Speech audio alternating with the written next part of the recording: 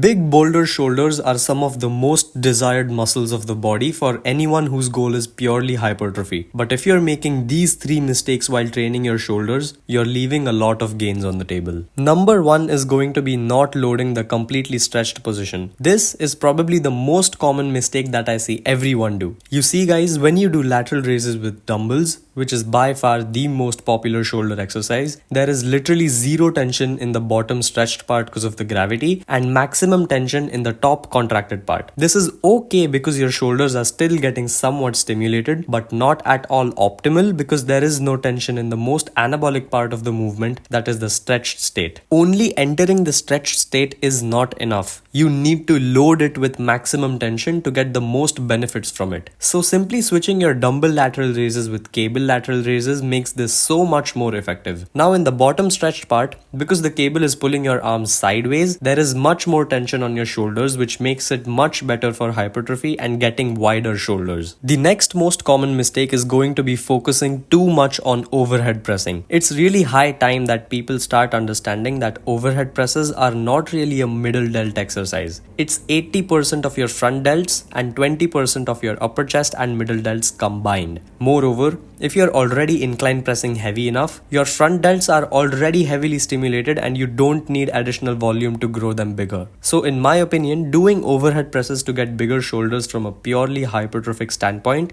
is more or less unnecessary. Yeah, sure, now there are gonna be some people that absolutely hate this advice just because they love overhead pressing so much. So if you are seeing growth in your shoulders, then by all means keep doing it. But chances are you clicked on this video because you aren't. So you might as well just try quitting overhead pressing and optimize your training strategy. Now, the next mistake has to be not training rear delts separately. Seriously bro, rear delts are one of the most underrated muscles in the body in terms of aesthetics. You see, from a side view, it's your rear delts that actually decide how big your shoulders will look. Plus, half of the V shoulder insertion that you see actually comes from the rear delts because it's a part of the back. So if you're skipping rear delts, you're seriously leaving a lot of gains on the table. Currently, my favorite exercise for rear delts is the cable rear delt extensions. You don't need to worry about taking your arm past this midpoint because anatomically, your body is structured to start involving accessory muscles of the back like lower traps past this point, which is kind of useless. Plus, the entire movement is heavily loaded in the stretched position, which is exactly what we want. This brings me to my final point, that is ego lifting. See guys, your shoulders are a very delicate joint which are supported by multiple muscles. This also means that the moment you start lifting a weight that your shoulders are actually not capable to lift, all the other supporting muscles jump in to help. And this happens so easily and swiftly and unknowingly that you have to consciously put in efforts to make sure that it is your shoulders actually lifting the weight and not the other accessory muscles like the traps, upper back or your upper chest. Yes, you can lift heavy if you want to. It's not necessarily unsafe until and unless you have the weight under control. But just remember that the heavier you go, more the accessory muscles will get involved and the lesser gains you will make for your shoulders. So these were the 4 most common shoulder training mistakes that I did previously and I still see a lot of people do. Hope this video helps and subscribe for more.